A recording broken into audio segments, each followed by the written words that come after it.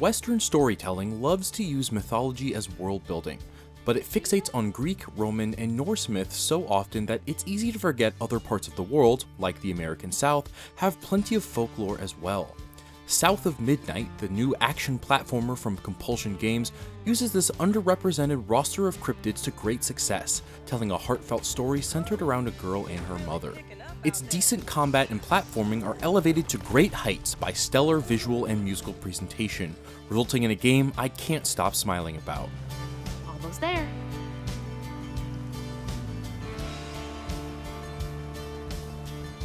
South of Midnight stars Hazel Flood, a girl in her late teens trying to track her mom down in the aftermath of a hurricane.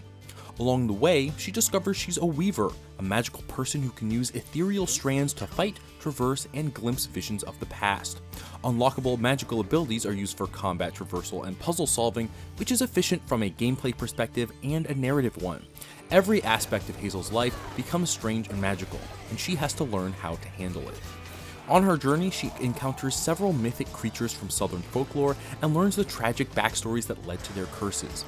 I always enjoyed these flashbacks, as they flesh out the world in unique ways and seamlessly integrate myths into the main story. Still, the narrative remains grounded, thanks to Hazel's relationship with her mother, grandmother, and giant catfish companion. Aside from some pacing issues felt most heavily in the game's slow start and abrupt ending, it's a touching tale I'll remember fondly.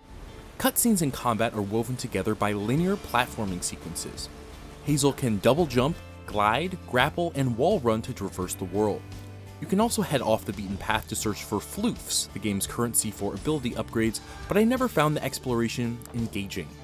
When you come to a crossroads, you can click the right stick to see the main objective's direction, so exploring boils down to spotting a side path when it appears, briefly heading down it to collect floofs, and then turning around and getting back on the main path. Still, I was hungry enough for upgrades to search for floofs whenever possible. Thankfully, a variety of movement techniques keep the experience from feeling too stale.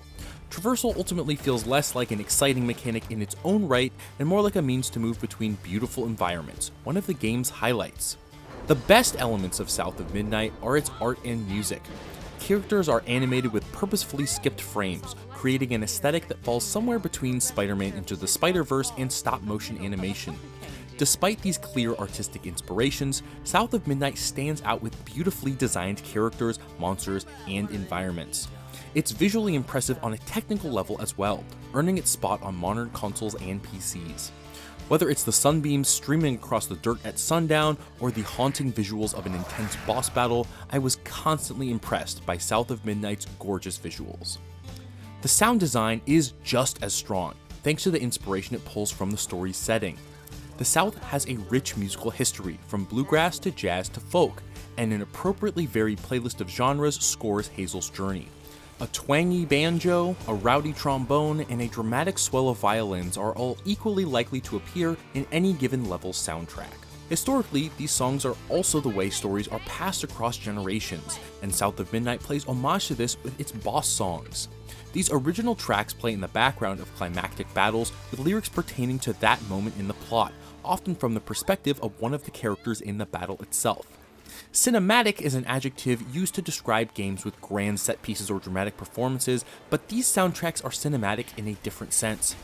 Action sequences in movies are often underscored by relevant songs playing in the background, so every time I heard the lyrics come in to accompany the boss battle, it felt like I was sitting in a theater, watching popcorn-worthy fight choreography. On that note, the combat in South of Midnight is not its strongest aspect, but it grows in complexity towards the end in ways that dramatically improve its quality. Initially, its straightforward third-person action feels derivative. While I didn't hate it, I never looked forward to it, and didn't find it particularly satisfying. Its most unique element is the unravel mechanic.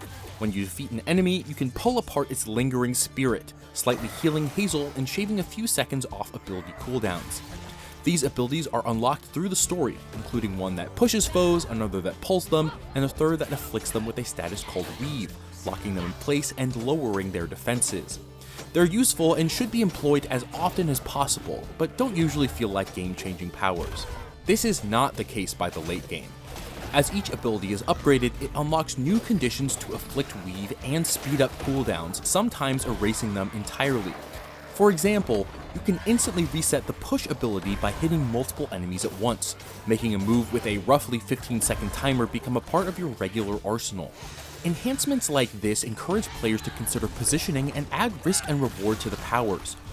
Once you add a second dash and exploding unravels, fights are fast, frantic, and fun, as you move quickly to maximize your abilities, refresh their cooldowns, and unravel foes rapidly enough to get some health back. I wish this complexity was present earlier than the game's last 5 hours, but I was mainly glad it reached those heights at all. Thanks to its vibrant art, music, and storytelling, I had a wonderful time with South of Midnight. Its narrative goes to some surprisingly dark places, yet it still brims with whimsy, making it a fitting adaptation of the source mythology's similar tone. I couldn't have told you what Uruguru was a few weeks ago, but thanks to this game, I've got a catchy melody of its name that plays on repeat in my head. It's fitting that, like the stories and songs it seeks to honor, South of Midnight has successfully passed Southern folklore onto a new, wider audience.